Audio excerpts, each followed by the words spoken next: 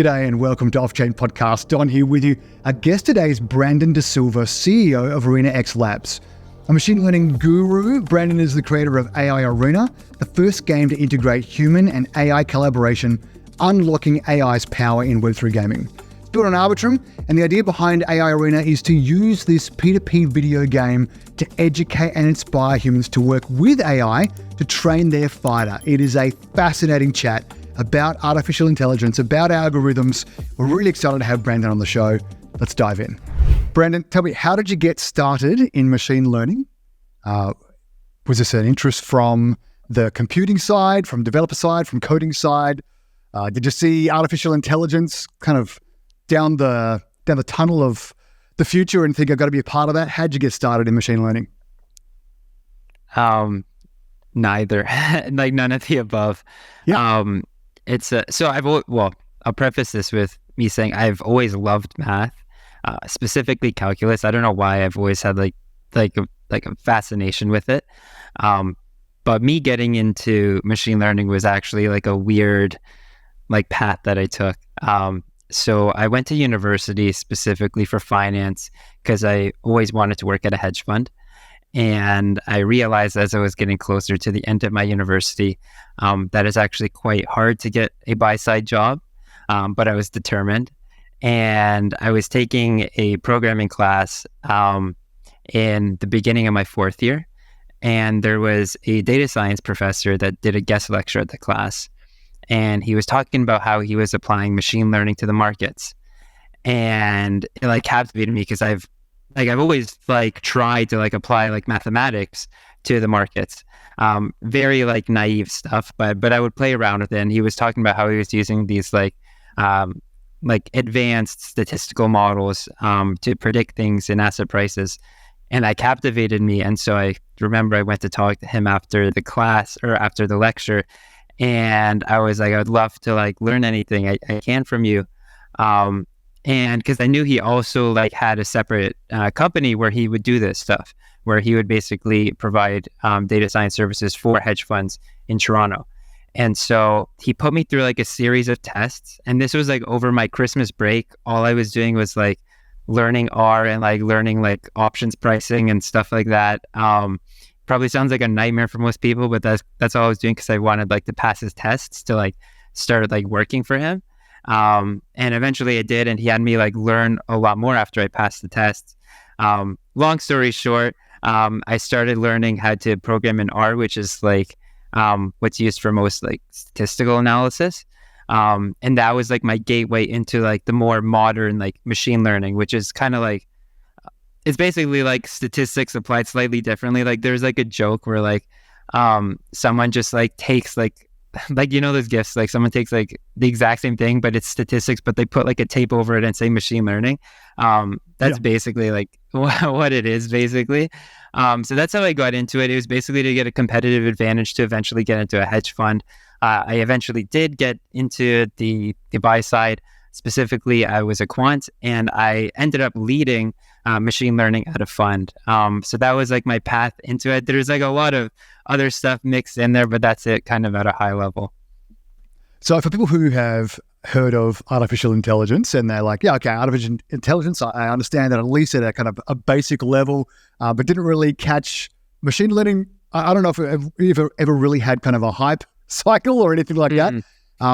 How would you describe machine learning as distinct or different from artificial intelligence? What is machine learning other than just rebranded statistics for you?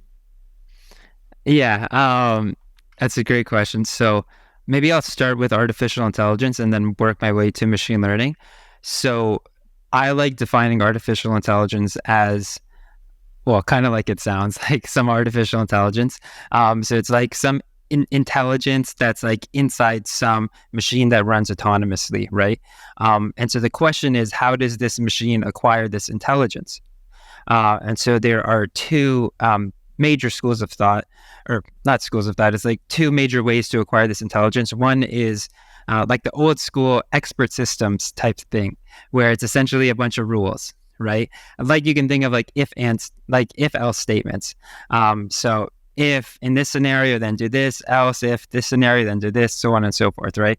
And so it's called expert systems because you can imagine like a chess AI, where you get like a bunch of like 50 like experts in chess, put them all in a room, and then they come up with this system using their knowledge that they have. So they are transferring their knowledge directly through hard coding into this machine. And this is intelligence, right? So this is artificial intelligence. The other way to acquire intelligence, which is much more scalable, is through data, right? It's through autonomously learning through data. And that's what machine learning is, right? So you can imagine something very simple, like in statistics, like a linear regression, right? Where you have some parameters that you're trying to learn. I hope I'm not getting like too technical here, but the idea is basically, okay, cool. Like you have these like parameters, which are just numbers that you're starting to tweak, right? And so the more data you get, the more and more you can tweak these parameters. And so in traditional statistics, like a lot of people use sort of like regression, multivariate regression. And now what's deemed like machine learning, mostly people refer to like deep learning as machine learning, but there's a lot of other things that you can do in machine learning. But these like artificial neural networks are just like, you can think about it as like a bunch of these like stacked linear regression models that feed into each other, and each layer has like a non-linearity, right? This is all just to say that these are just these models that have a bunch of parameters that you have to start tuning, and you tune these by getting data in, and this data through various learning algorithms. And deep learning, its backpropagation, starts to update these values, which is different than expert systems, which is hard coded, and these don't change over time. Yeah, and so you can see obviously lots of applications in places like finance, which is what you were looking at, but yes. You're not doing finance now. What's the story? No. What was the inspiration for AI Arena? How do you jump from studying and learning about finance with this finance trajectory, working in finance, and then going, I'm going to do something completely, maybe not completely different. How'd you make that jump? So, man, there's a lot to unpack here. So one thing might be helpful to provide context on is it's very, very difficult to apply machine learning to the financial markets because there is so much noise, and we refer to this thing called signal to noise ratio. It's super, super low in finance. There's very, very little signal for the amount of noise that you get into data. And so oftentimes if I like come up with a new algorithm and I directly try and apply it to the markets, I won't know if the algorithm is garbage or the data is garbage, right? So what I would do is like basically on my spare time, I would come up with these algorithms and I would apply them to games instead of the markets first as a first step.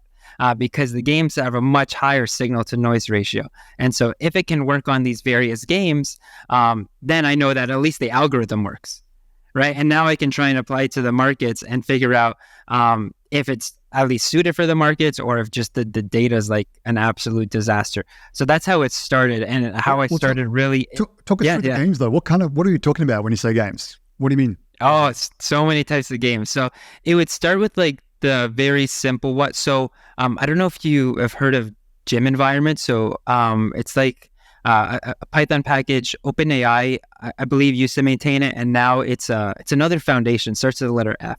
They maintain it now, but it's basically like a standardized API for interacting with like environments. And so the most common one that people used to like apply reinforcement learning research to is the Atari games. Right. So and there's actually a lot of research paper is like they're benchmarked on basically how well they do on the various Atari games. But there's also other types of environments that you can use in this gym environment. And so I would start off with the most simple games. Like they had like cart pull and like very simple things where you had to like make this like car go to the top of a hill. Like it's very simple tasks, but it gets you used to training an agent to do something. And then I would apply it to Atari. And then eventually I got bored of that. So I started building my own environments. And I used to really be into Texas Hold'em poker back in the day. So I built my own like poker simulator. And then I used to create agents to play poker. which there's a lot of parallels to the financial markets. Gotcha. Happy to get into that if you want, but that's how I started really getting into actually building my own games and just testing AIs playing these games. And so in those games though, that you've got surely there's an optimum way to play Texas Hold'em that there are less variables perhaps than in an open market situation. How do they transfer? How do you determine that an algorithm is actually helpful over here, so it might be helpful over there? Oh man, you're really getting into it. Certainly. So let's break this down a little. So with Texas Hold'em, let's say you have 10 people at the table. Essentially, what you're trying to do is you are trying to, at least the algorithms that I would build, is I would try to understand their play style, and essentially like take advantage of it, right? Exploit their behavioral biases. That's what I would try to do. So the algorithms I would make is basically learning algorithms to understand how everyone plays. So I understand their behavioral biases, and then I learn to exploit them. Now, you can imagine the financial markets is a similar thing, just on a much larger scale. Because remember, at the other end of every single trade is someone else trading against you, right? Yeah. So you can think about these as your opponents, right? And a lot of these opponents have behavioral biases that you can also exploit. Oh man, I'm dropping so much alpha right now. But so you can exploit these behavioral biases. So a simple example is like trend following strategies, right? Where people buy into like an asset that's appreciating in price. This is both a systematic strategy that people deploy, but also just a behavioral bias. It's like the FOMO bias, right? Like as something's going up, you're going to want to get in because you're scared that it's going to keep going up, right? And so these are things that you can exploit, right? There's also there's a lot of behavioral biases that you can exploit. So you can imagine if I'm able to model a lot of these behavioral biases, I can essentially simulate aspects of the market, which can basically help me in portfolio construction, so on and so forth. Gotcha. So that's how we parallel. Yeah. There's so many parallels like this. I remember I used to give talks at conferences about this, and some people used to think I was crazy, but I think some people were like, maybe he's onto something. Yeah, I mean, obviously, because that has led you to AI Arena. So, okay, so now I get the kind of intermediary step between finance and games. How did you make that jump? How did you go from still pursuing finance and using games to help me understand finance to maybe actually games is the end game, for want of a better phrase? Yeah, so I wouldn't say games necessarily is the end game, but games is great to achieve the objective. And I have a few objectives. So one thing that I'm super passionate about is basically educating the world about machine learning.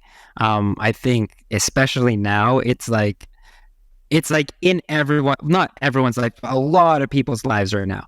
And I think it's going to be more and more important going forward that people really understand exactly what it is behind the tools that they're using literally every single day. And I've felt this way since, I believe, 2017. That's when I started really like trying to educate a lot of people about machine learning. And I remember the first time I did this, and I gave sort of like a presentation explaining different concepts of machine learning. And when I saw that people started understanding and it started clicking, I was like, whoa, like this is like a good feeling, like, and they're able to learn and kind of like advance their skills. And then it started from presentations to me making like interactive tools for people to now me going the entire game route. And the reason why we're focusing on games is because games are excellent of abstracting complexity away.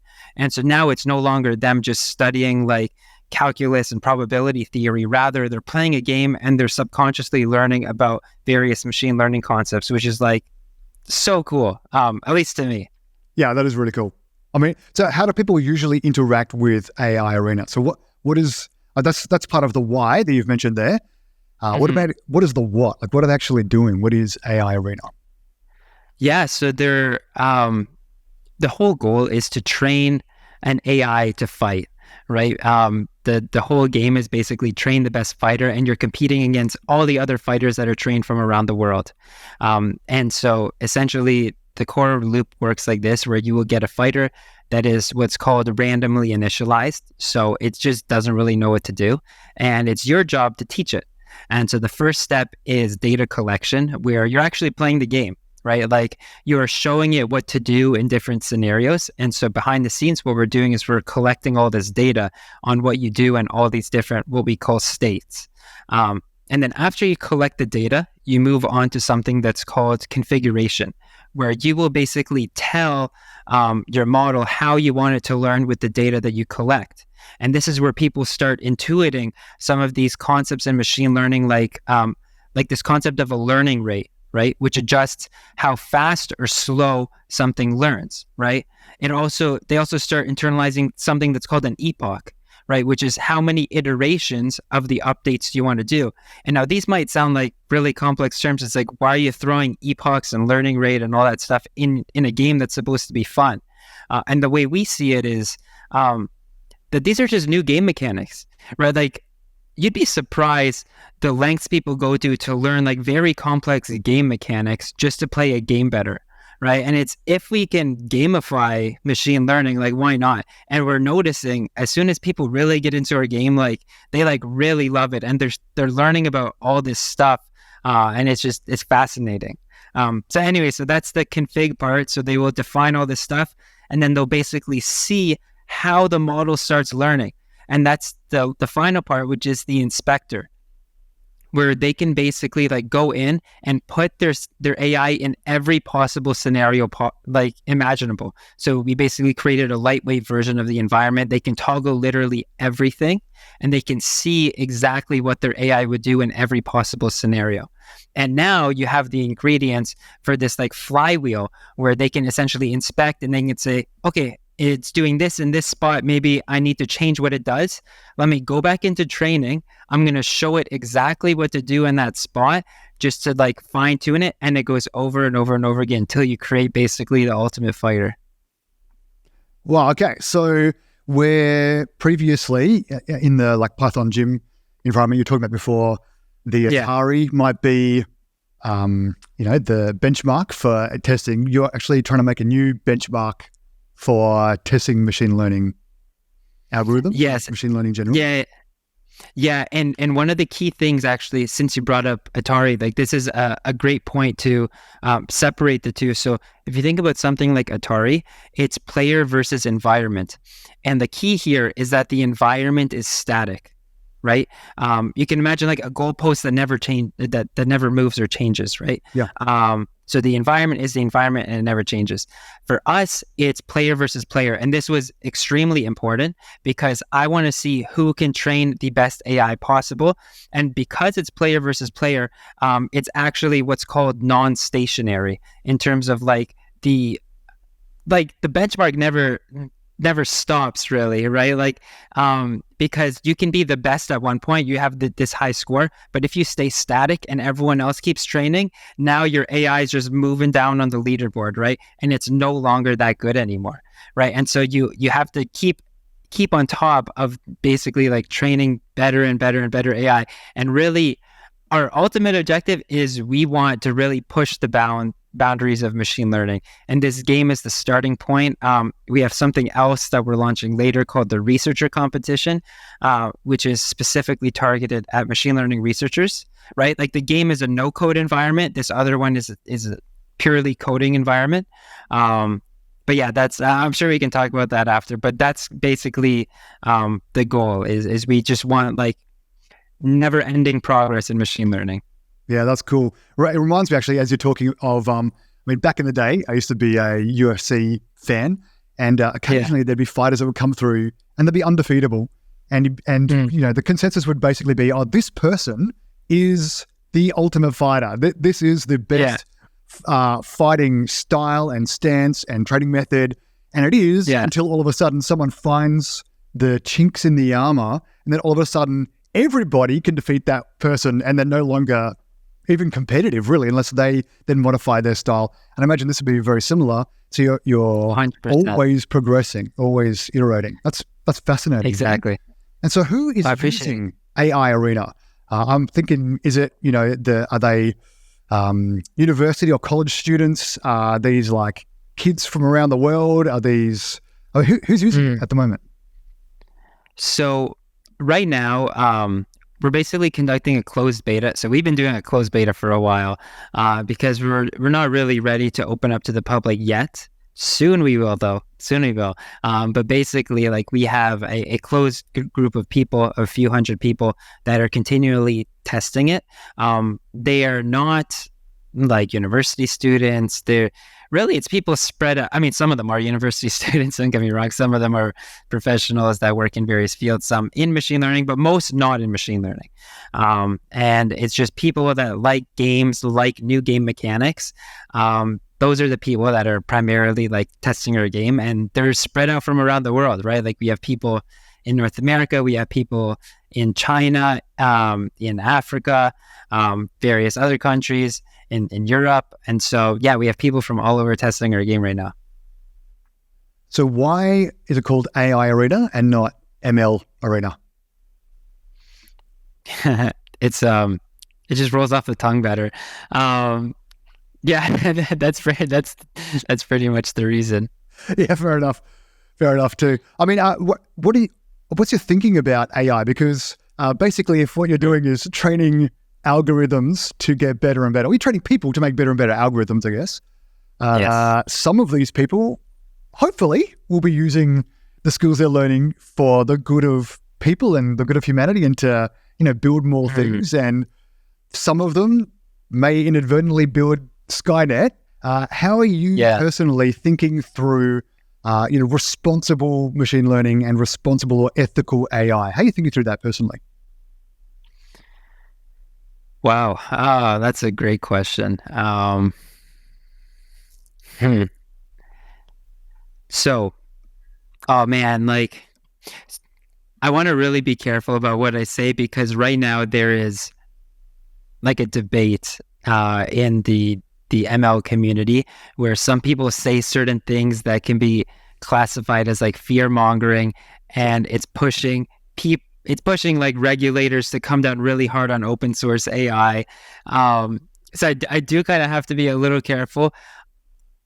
Me, myself, I am a little worried, if I'm being honest, because I do agree that like some of these tools, it's obvious that they're super, super powerful, right? Like, if you have a tool that it's like so powerful that it can like do all these great things and solve these like things that historically were like unsolvable, and it obviously can do the flip side in terms of things that are quite bad, right? It just depends, like, the person that yields this thing, what they choose to use it for. Like, for example, like the deepfakes is like awful.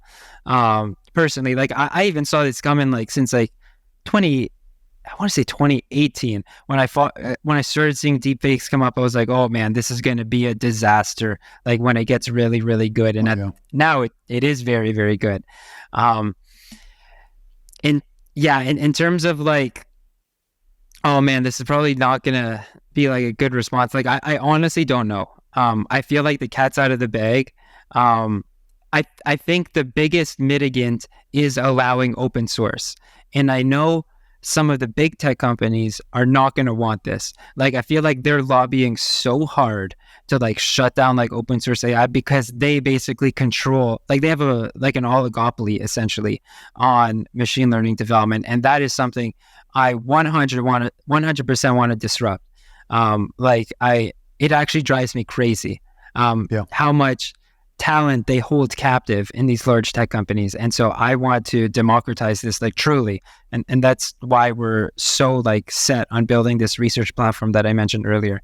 We're very excited about it. But yeah, man, in terms of responsible, I just think it needs to be open source, because like if you have a few people controlling it, like you don't know what they're going to do. And so the only like attack or defense vector is basically being able to have just enough powerful AI to combat that, Yeah, man. I mean, I'm totally on board with that. I think open source AI, not open AI necessarily, but open source AI is. I mean, he can't. I don't think you'd be able to stop it. Like I said, the cat is out of the bag, but I actually think it's an intrinsic good as well. In the face of, you can't call them good or bad actors. They're self-interested actors. Yeah, and exactly. So you can trust that rationally they will act self-interestedly, which isn't necessarily in the best interest of you and I and, our kids and our neighbors and countries around the world. And so, yeah, man, I'm totally on board. I wonder, is that part of the reason that you have this Web3 component? So you've got machine learning and building that AI arena. What is the connection with Web3 or crypto? Yeah, so it might help to start why I even thought of the Web3 component. So this is in late 2020. I started really digging into NFTs. And I saw that most of them at the time were literally just pointers to a URL which hosted an image. And I was okay, we can do a lot better than this for this technology, which at its core is just a container for anything that's unique and has value, right? And this thing that people were saying has value is just these JPEGs. And I was no, we can actually impart real value into these things that are these containers. And I was well, the thing that I make that I think has value and it's certainly unique is each of my machine learning models, right? And I thought, how cool would it be to tokenize a machine learning model? And then I started thinking, I was this can open up so many doors, specifically for people to monetize. And the people I'm talking about is people that aren't historically given the opportunities to get jobs in machine learning, even though they're fully qualified. And I've actually known a lot of these people that they have excellent applied ML skills, but they didn't have a master's or PhD from a certain school. So their resume basically automatically gets thrown in the garbage, right? And I actually know a lot of these people and they're really, really good. And it blew my mind for a while. And I'm that's just the way it is. So I really wanted to disrupt that. And that's one of the big reasons, in addition to educating the world about ML, why we started ArenaX Labs, the company, and why we started building AI Arena. And so the idea by tokenizing these models is, okay, now if you're able to build models that are actually really good and has value, build them, tokenize them, and you can sell them to people, or you can lease them to people or whatever, right? And now I started thinking, okay, that this is a great way for people to start monetizing. And then I started thinking, okay, you can have this competition and see who is actually the best at building machine learning models. Maybe it's not the PhD from X school, right? Maybe it's this other person who just spends 18 hours a day coding and learning as much as they can about machine learning. And that's really why I wanted to go down this route, basically provide them an alternative monetization venue. Yeah, man, that's amazing. In fact, I find in the Web3 sphere more generally, if you have a PhD, I mean, that's something that people usually kind of, spotlight or put out there. But I find more often than not, it's the portfolio of the person. Can you do the work? Can you do it better? Yeah. Can you do it faster? Will you actually help us make this thing happen rather than just having another logo, in your resume? I think that hopefully that tide is turning. And so it's really good to hear you being a part of that turning tide. How did you land on a layer 2? Why not a layer 1? Why not? I mean, maybe it's self-evident. Why not launch on Ethereum itself? But why not say a Solana? Why go for a layer 2 like Arbitrum? Yeah, for sure. I think why we moved to layer 2 is evident. I mean, initially we started doing our alpha tests on Rinkeby testnet, which is the testnet for L1. Obviously, people were complaining and they're man, it takes forever for a transaction to go through. Oh, yeah. It's so expensive. It's when we move to mainnet, it's going to be a disaster. They're I'm not playing this game on mainnet if it's like this. So I was all right, okay, we need to do better. And so at that point, we started evaluating what were our alternatives. Personally, I wanted to use an L2, a proper L2, as opposed to a side chain. I didn't want to deal with bridging, and I wanted the security of an ETH mainnet. There's a bunch of other reasons why I specifically wanted it to be closely tied to Ethereum mainnet. Mainly because we have these characters in our game that are called dendroids, and so essentially what they allow you to do is project a PFP onto their screens, and you can have that display while you're fighting and throughout the whole game. And so the really cool thing about like Ethereum, for example, and like Arbitrum is that you have the same address, right? So what we can do in our game, since they're playing on Arbitrum, we can still use their address and check which NFTs they own on mainnet, and we can basically pull those into our game. So it's that composability aspect. And also, like, I'm a big believer in network effects, which is why we wanted to stay with Ethereum. I'm personally like somewhat of an ETH maxi, and I think they have the strongest network effect. So I definitely wanted to stay within that ecosystem. Yeah, I mean, that's fair. Absolutely. And I mean, largely agree on all those things, especially, people who said, man, if we launch on Ethereum, it's not gonna fly. But yeah, absolutely. There are really good reasons there. How have you found the ecosystem, like the Web3 ecosystem, for a founder and for someone in Web3 gaming? Do you consider yourself Web3 gaming, or is the Web3 component a component of AI Arena, or is it foundational to AI Arena? It's a great question. I first and foremost think of us as like a machine learning company, machine learning applied to gaming. I would say my view has changed over the years. First of all, I am an extreme believer in Web3, like 100%.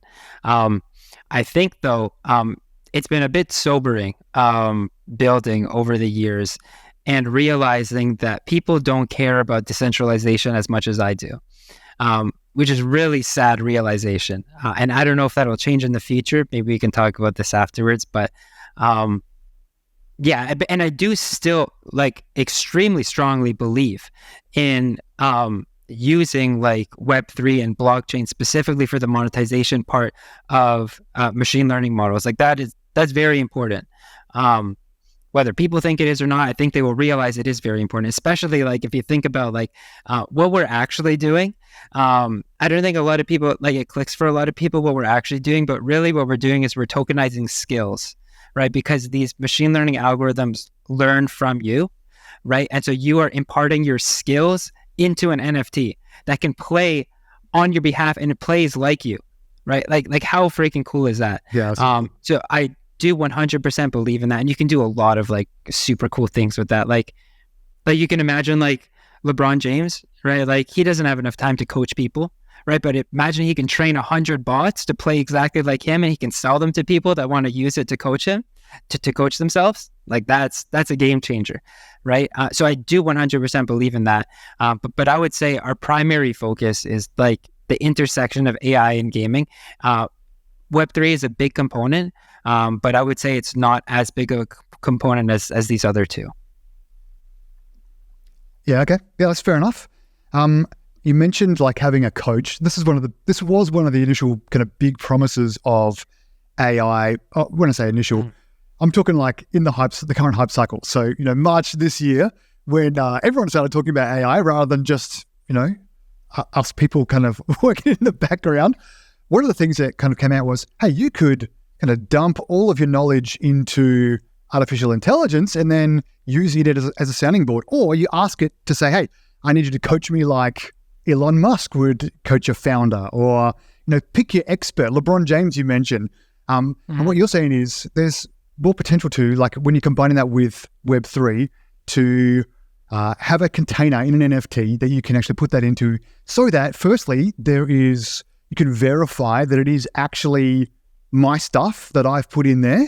So you have, if we're talking, Web3 being trustless, it is verified by virtue of the fact that, we can say this is the single source of truth. This is the NFT that contains my stuff. So there's, someone hasn't come in and counterfeited this NFT and put in their own ideas that's going to benefit them. This might just be my actual true identity. That kind of stuff really fascinates me when it comes to like one of the big promises of AI, but then also how does it meet Web3? And then, like I say, someone could actually sell their services without it taking up their time. That is, absolutely. Who's doing this? Is this is the thing that you're building now? That's what you're saying, or is this a reality that is happening at the moment?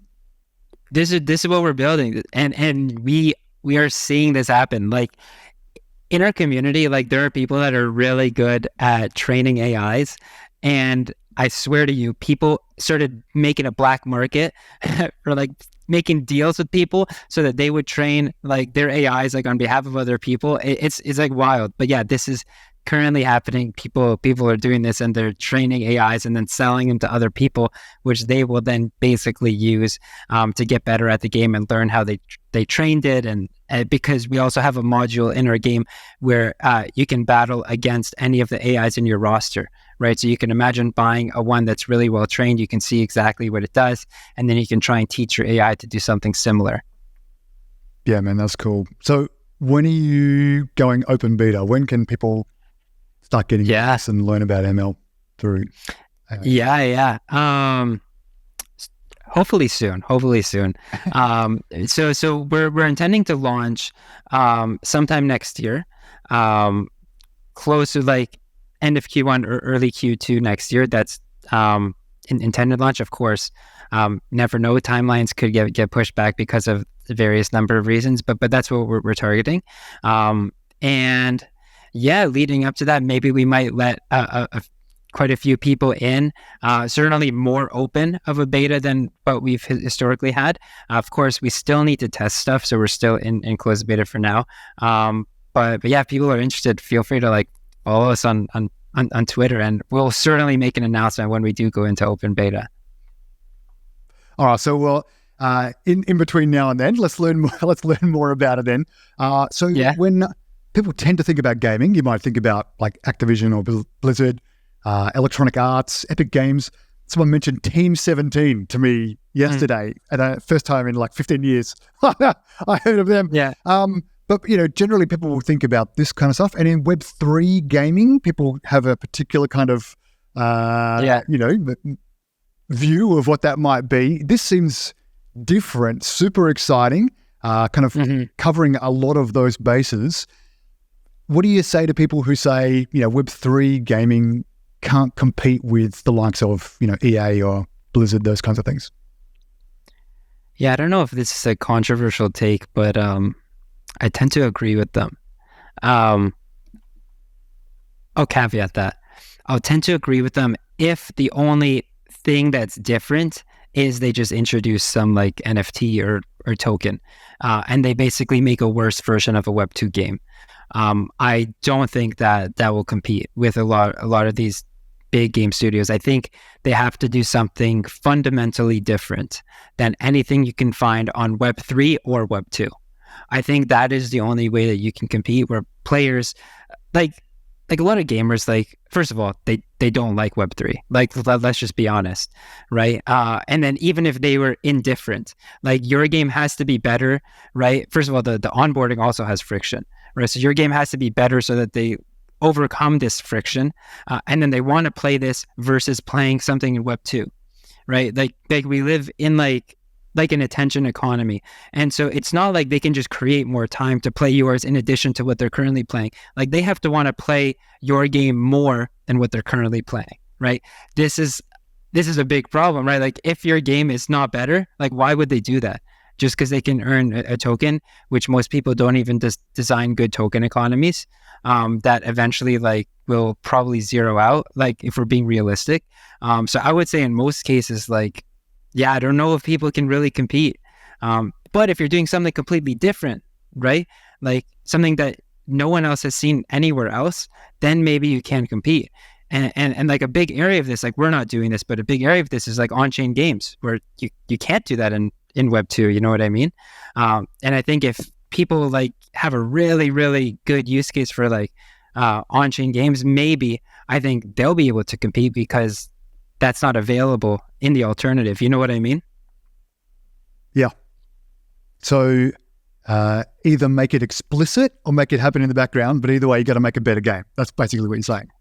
And it's hard to make a better game. Yeah, 100%. Like, I don't know if I was too blunt there, but that's, yeah, that's how I feel. Yeah, I mean, that's fair enough. Well, how do you think machine learning or artificial intelligence is changing the gaming landscape? So any of the games, whether they're Web3 or regular kind of AAA games or indie games, any kind of games, how do you find, or how do you think because obviously not everyone's doing what you're doing, which is gamifying really education, but not only education, but producing better, more efficient algorithms, which is pretty awesome, but perhaps pretty niche as well. How do you think ML and AI are impacting the regular gaming landscape? Sure. So I think the like low-hanging fruit that everyone is applying like AI to gaming is like generative AI, right?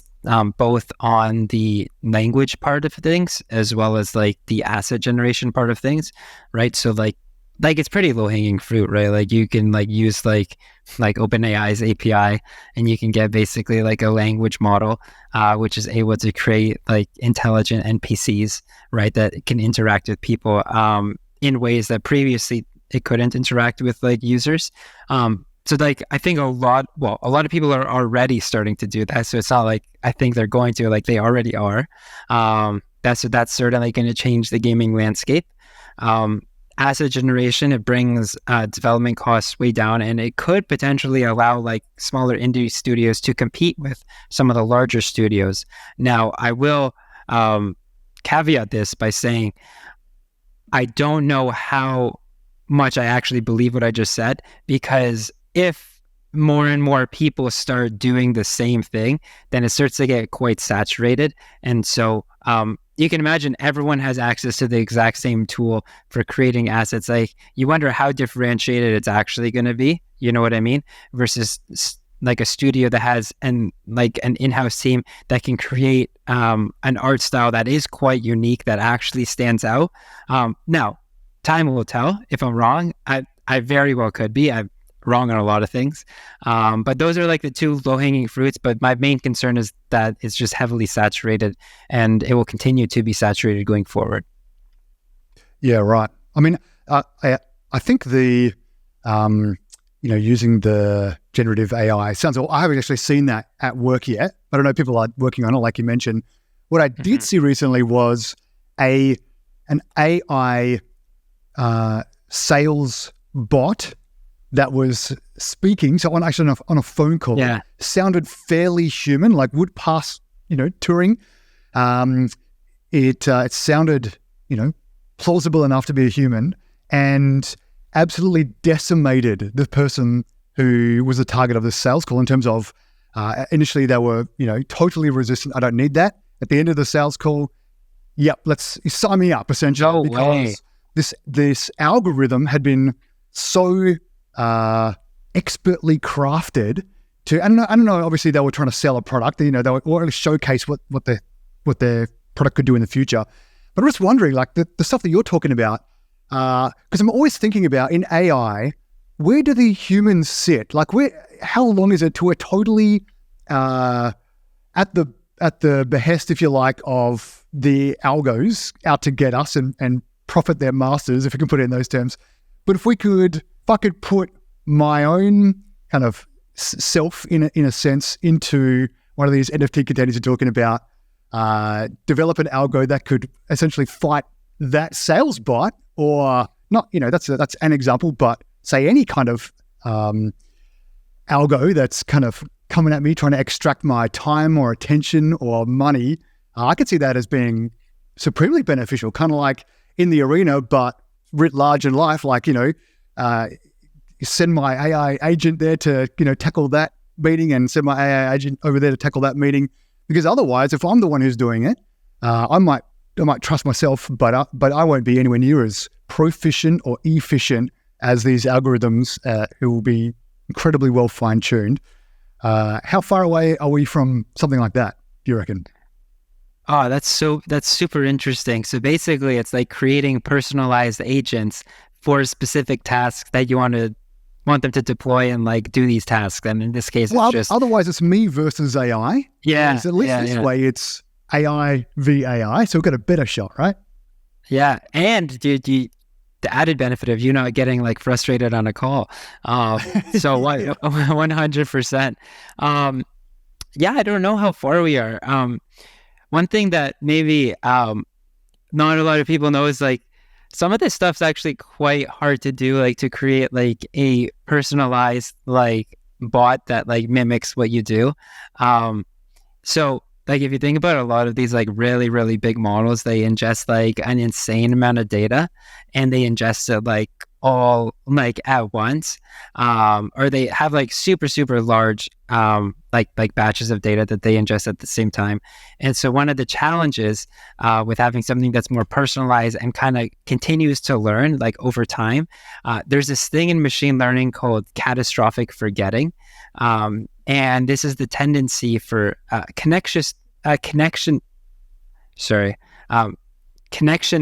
there you go, connectionist based models to basically forget. And a connectionist based model is basically like a neural network that has like all these parameters that are connected to each other, right? And the reason why this happens is because like as soon as you like, let's say you train it and then you get new data, right, that you want to update it to, and you feed in this new data, it has to update all of the model parameters, right? And that changes what it previously knew. And you can imagine as you get more and more data, it starts to really forget the previous stuff you taught it.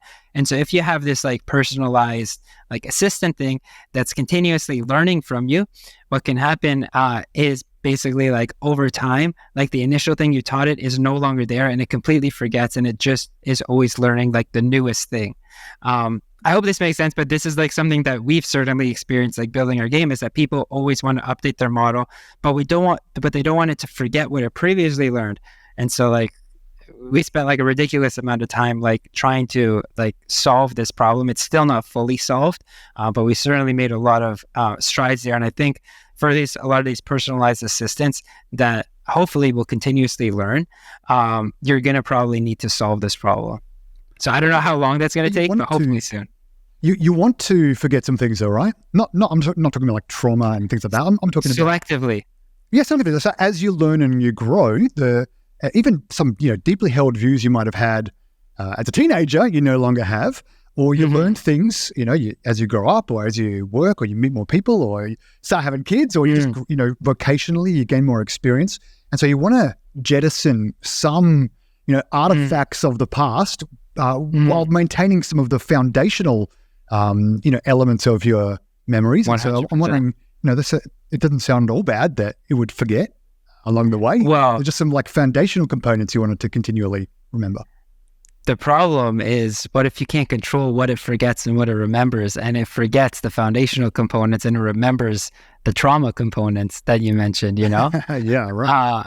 That's a tricky part. And a lot of people like perceive these neural networks as these black boxes, right? And so it could be hard to attribute like certain like weights and connections in these models to a specific thing that you wanted to remember. We're doing a lot of research on this, is still ongoing. But yeah, that's kind of like the idea to highlight. But I totally agree. Like you want it to forget some things, right?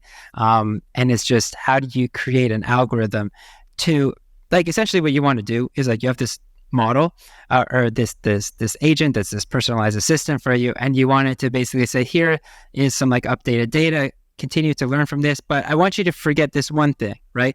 And it should be able to basically find the parts of the model that like that thing is mostly attributed to, and then that's basically where you would like store the new information. I'm like simplifying it a lot, but that's kind of like the idea. Does that make sense? Gotcha. Yeah, because I mean that's how human memory works as well, right? You don't necessarily remember things from 10, 15, 20 years ago. You remember your memory of those things, and then over time you remember the memory of the memory of the memory of those things. And so we have to continue, update our own memory of things and refresh our memory on things. Otherwise, they just kind of they get out of there. 100%. How much? There's certainly things I wish I could forget, though. For sure. Yeah. How much is ML and neural networks? How much of that is like a human brain or human memory, for example, or mind? How much of how you develop it is based on how humans work, and how much of it is based on what is just the most efficient way, or can we not ambiguate those because we only think like humans? How do you actually go about developing not just the algorithms, but also what they're building upon? That's a great question. So I will say, I am not someone that has a lot of knowledge in neuroscience specifically. I know very basic stuff. That is something I was actually thinking of, like going back to school just to study neuroscience because I'm so fascinated with it. But I just want to preface this by saying, like, I don't have deep knowledge in neuroscience. Now, from what I understand, neural networks are loosely, and I really emphasize loosely, based on how people think the biological neural networks work, in that basically it's like there's like a sequence of layers that are connected to each other, and the idea is that each one of these performs like a very like simple calculation, right? And it determines whether like it fires or not. Right, there's this thing called like action potential, and basically it gets information to like a certain neuron. Whether it passes a threshold or not, it'll pass more information to the next neuron, and so on and so forth. And rather than each of these neurons doing a very like complex like calculation, like you can imagine like each neuron, like one neuron remembers like what Brandon looks like, right? Rather, what we think is that each neuron does a simple calculation, and it's the accumulation of all these simple calculations that form something quite complex at the end, right? So like what people like use to, like the common example to explain like a convolutional neural network is that there are like a bunch of layers that like stack up on each other, and where the first one is you get like a raw input, which is like pixels. Like you can imagine like your eyes getting some sensory input, which is like the pixels of like basically like what things look like in the environment.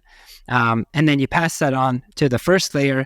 And basically the first layer, what it does is it just learns to detect edges, right? So it's detecting all these different edges. Now these edges get fed into the next layer, and you put these edges together to get like shapes, right? And then the next layer, you put all these shapes together to get like something a bit more abstract, like maybe like an eye or like an outline of a nose, and so on and so forth, until you get something very complex, like this is Brandon, right? So that's how I understand that people are applying like their inspiration from the biological neural network into basically how like artificial neural networks work. Although I really want to emphasize I haven't studied neuroscience, so I don't know this. I'm not super confident in terms of how the biological brain works. I probably will go back at some point and like really do a deep dive, but that's kind of like the common understanding. Yeah, gotcha. I mean, like I say, it is absolutely fascinating, man.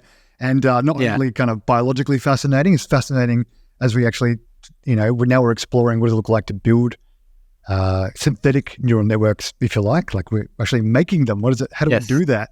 How do we do that, more proficiently or efficiently than how our own minds work, and for particular kinds of arenas or particular applications? Where do you think we are at with regard to AGI, for example, just a more powerful, more generally intelligent, computational being, for want of another word? So, I probably have like an opinion that's not common. Well, maybe it is common. I don't know. I don't think we're headed in the right direction for AGI. Specifically with regards to these large language models. I think we have to create much better learning algorithms to get to AGI. Because really what we're seeing is basically just build bigger and bigger and bigger models and feed more and more data into it. But in my head, it's like that kind of hits a ceiling, right? Like you're not actually creating, maybe you are creating more intelligence. Like what is intelligence, right? Is it just like the amount of information you have stored in this thing? In that case, like you could just have a massive data. Well, that's basically what these large language models are, right? Like you have this massive database that you query, and I know that's not technically how it works. But just as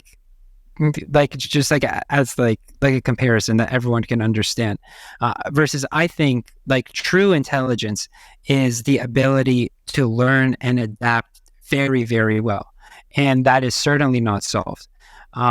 And so I think we're still quite a ways away. Like I think we have this like almost like false hope that we're getting close to AGI when I don't really think it is. Now I know a lot of people are going to disagree with me on this. and they can disagree with me on this, it's fine. But I think we still have a lot of work to do on the algorithm front. And I'm like a big like believer in like placing artificial constraints on like a task that you're doing in order to drive innovation. And so I really like seeing people put like max like sizes on like their models to really push the boundaries of how much they can like squeeze out of learning and how much basically like intelligence they can squeeze into a model that's like 1,000 times smaller than state of the art. You know what I mean? And I think once we get better and better in that, then we'll get closer to AGI. Yeah, gotcha. And so do you think that the stuff that you are personally working on, are these kind of incremental steps on that path, or is your hope for the future, does that lie in a different direction?